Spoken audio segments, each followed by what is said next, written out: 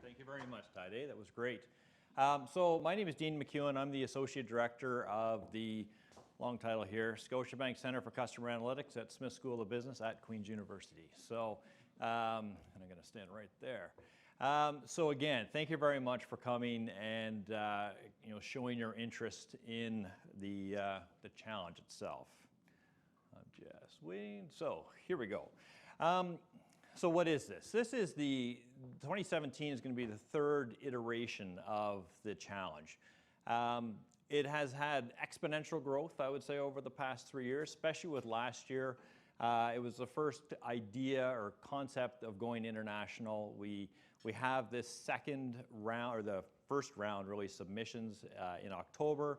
And by doing it a virtual submission, we're able to accept submissions from all around the world. And again, thanks to our sponsors, we can actually provide people with travel bursaries to get to Toronto as well. So last year we had people from Australia and Ukraine literally flew in a 24-hour period to be a part of the challenge. So it was really quite exciting. I'm going to have to go back and figure out what's going on here. Okay, there we go, right to the beginning. And that one.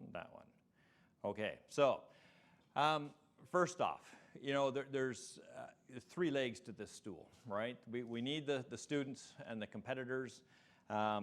We need the data and the support of our partners and to getting the ideas and the mission of this challenge across.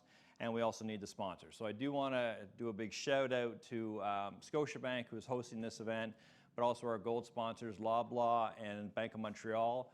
We have a technology sponsor, SAS, which is very, very exciting this year because they're introducing or allowing our students' competitors to use VIA for the first time. So we've got that all set up on our Queen's Center for Advanced Computing. So it's a cloud-based statistical analysis software. And the talks that we've been having with that group, we've got a lot of heavy hardware to use for this competition. So that is certainly not going to be an issue. And then we've got Smith, actually, as our bronze sponsor, so I'm very excited about that as well. And our supporter sponsor, Spirit of Math, who was one of our sponsors last year, so I'm really glad to see them back. Again, Spirit of Math is one of those organizations that helps education, specifically math, but they also have a global footprint as well. So they have quite a few franchises in Pakistan and China, so this is great. And then our other gold sponsor is Bank of Montreal as well. So again, repeat sponsor. It's really great to have them as part of our competition.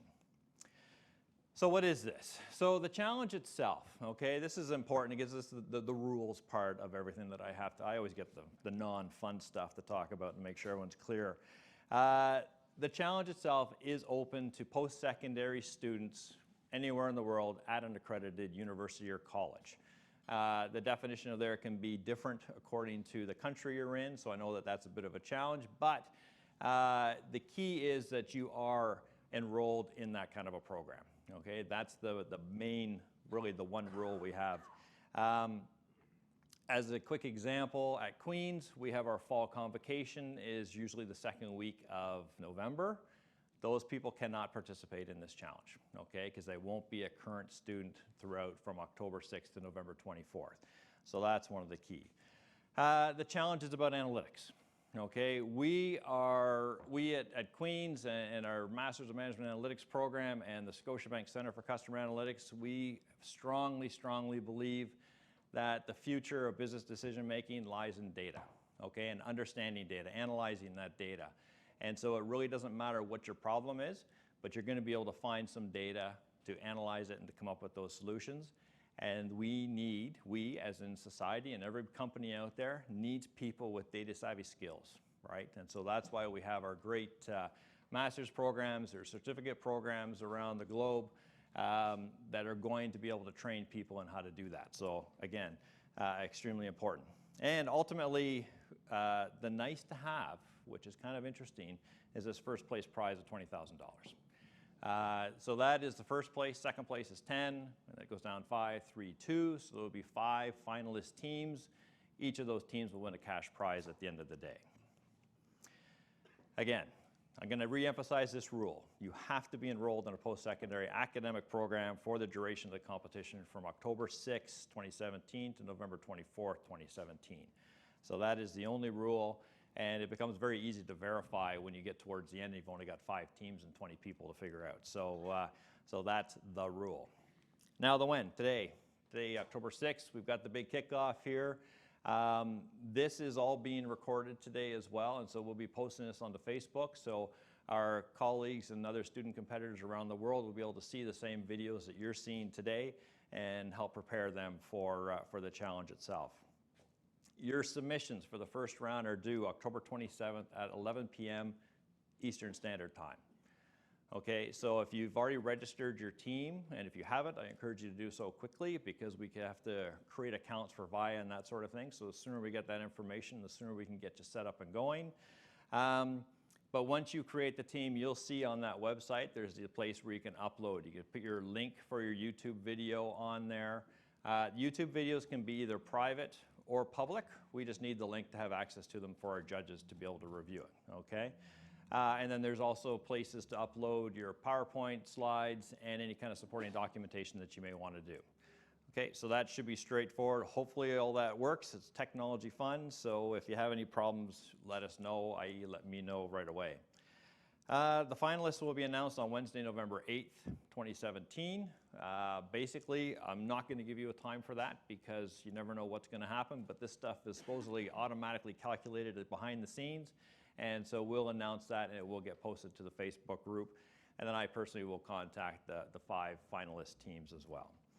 And then the finale is right back here in this room on Friday, November 24th, again from noon to 4:30. People are welcome to come. I'll be sending out invitations to everybody to book a ticket as you sort of get through the participation stuff and sign up your team. And we'd be happy to have you back. Even if you're not a finalist, it's great to come back as a finalist, but it would be great to have you back even if you're not a finalist. The submission itself, we have to do it in English. Our judges are all speaking English, and so they can understand what your submission is. The submission itself is a 10-minute video of your presentation. I always get the questions, do you have to be in do you have to have just the slides, all that kind of stuff. That is completely up to you. You want to present yourself in the best way possible, so I'll leave it to you. The key is it has to be 10 minutes long, and it gets uploaded to YouTube.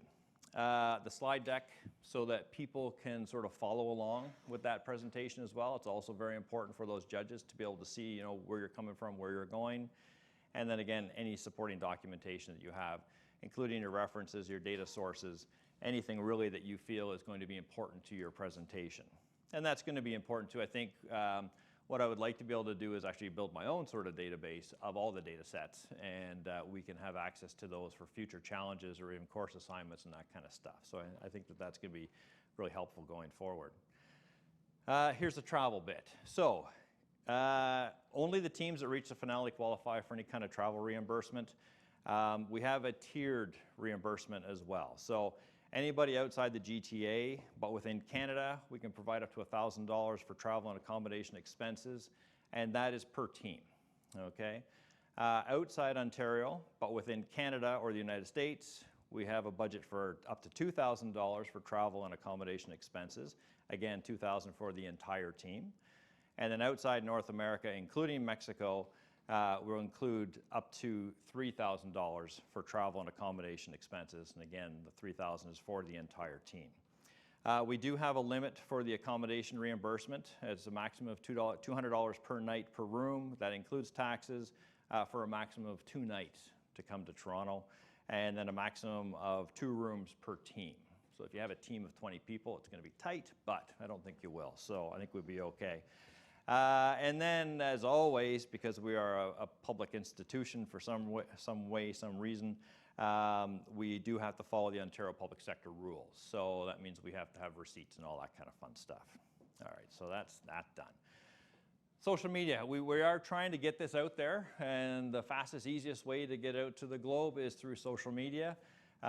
We have the Facebook group. You can do a search for Queen's Challenge. So you'll pop up with our group and our page there. If you're using Twitter, Snapchat, anything else, we've got those other handles, and we're using Scotiabank Snaps for Snapchat as well. So I encourage you, even as the day goes by, if you're taking pictures, making posts, try to use the hashtag Queen's Challenge. We'd really greatly appreciate that. Now, this is the actual rubric itself. So I thought I'm going to go sort of row by row so everyone is clear on what our expectations are and how you will be judged for this competition. So the first row, 20% of your total score is going to be identifying the food security problem and define your analytics solution, right? What we're looking for here is creativity. We're looking for a high ROI, or return on your investment, and hopefully an implementation-ready solution. Now, we're also very practical about this. We understand that you don't have a whole lot of information, but that's sort of what we hope to find, okay, in this challenge. So we really are looking for creative solutions. Getting back to that, the whole idea of the food security, if you participated last year in the challenge, we actually gave everybody a specific case study to work on.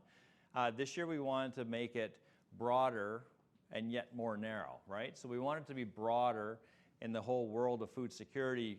Food security means something very different to different people, regardless of where you are, right? So food security means something very different to a student in Africa or Australia versus somebody in downtown Toronto or somebody in Northern Ontario. So we wanted to give student competitors that kind of flexibility to come up with your own food security issue, really find your own data set. We have a bunch of examples, but it'd be great if you found your own and analyze that. We don't want to restrict you. We want to enhance creativity and look for some really kind of cool, funky solutions that really haven't been thought of or organizations haven't had time to think about or work on.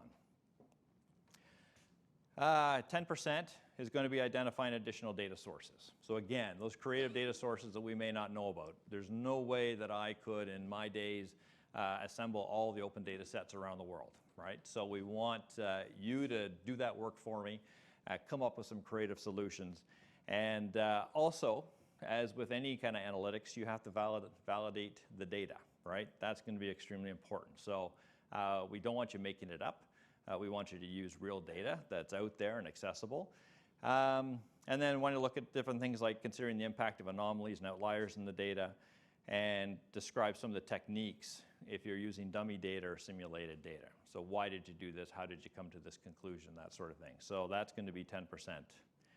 And 15% for the third line is creating a hypothesis, testing and learning. So one of the things that we have, the whole moniker of data scientist, we want that scientist, the Western scientific method of developing a hypothesis, gathering your data, testing it out, learning from that outcome, and redoing it again, coming up with a new hypothesis. Keep building until you're happy with what you've come up with. That's going to be extremely important. And so that's going to be 15% of your total score. What is your hypothesis? How did you come up with it? How did you choose it? What kind of methods did you statistically use to prove or disprove your hypothesis? Your test and learn process, that should come across in your presentation. And then consider things like sample size, confidence intervals, confusion matrix, that kind of stuff. Again, this is a challenge, so we understand that there's limitations to what you can do, but if you want 15 out of 15, that's the kind of stuff we're looking for. And another 10% goes for the demonstrating data visualization using analytics. Okay, one of the things you're going to find out in the real world is that you have to be able to communicate your findings effectively, and one of the best ways of doing that is through visualization. So that comes across very quickly in your presentation. You don't want a PowerPoint slide that has a bunch of rows and columns, right? You want it to visualize the data and what you've discovered, okay? Also very important. And so that will be a good 10%. And row 5, we want you to comment on the return on your investment of the analytic solution. It's very easy to come up with a multi-billion-dollar solution that just isn't going to happen, right? So we want you to think about that long and hard, how to be effective and efficient with your money that you are recommending being spent, if that's the case, or if it's just behavioral changes that you want to make as well. So we're looking at things like net present value, payback period, and ROI. And the last one is your story, okay? This is a challenge. This is about presentation skills. It is about the story that you build up and you develop from your hypothesis and your testing and your learning. And so 30%, which is the highest amount, goes to that presentation.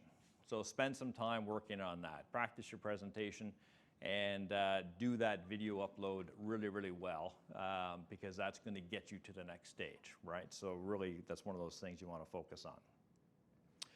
So Tier 1 contact. Throughout the whole challenge between now and November, I'd prefer if you use the Facebook group or the Facebook page for any comments, questions, concerns, that sort of thing. The reason I like that is because everyone gets to see it, right? Everyone can see those questions, everyone can see the answers. So that will save us a lot of time getting back to people, because chances are if you're having an issue, you'll be able to find that solution right there. So that's going to be really important. Again, you can also use the Facebook group for fun stuff, anything social, if you want to post pictures of you working on the solutions, out there searching for data sets, doing what have you. We encourage those kinds of posts as well. The SAS mentors who are going to help out VIA, like most people probably haven't had the chance to work on VIA because it's so new, especially in the education sector. So they've got a GitHub set up so you can access technical support through there and just answering general questions about VIA. So they'll be talking about that in a second. And then the Tier 2 contact, which I'm always scared to give out, is me.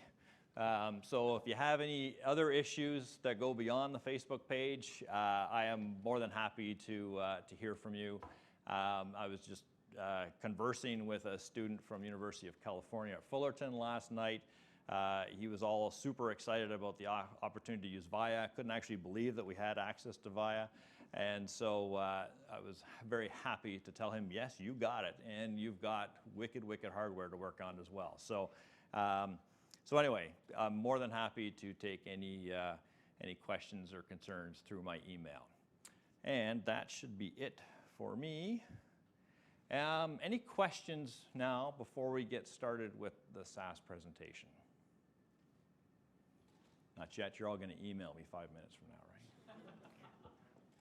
Okay, perfect. So I'm going to turn it over to Steve Holder from SAS and Cindy Zong, also from SAS. They're going to do a presentation. Thanks, Dean. Yeah, you're using that.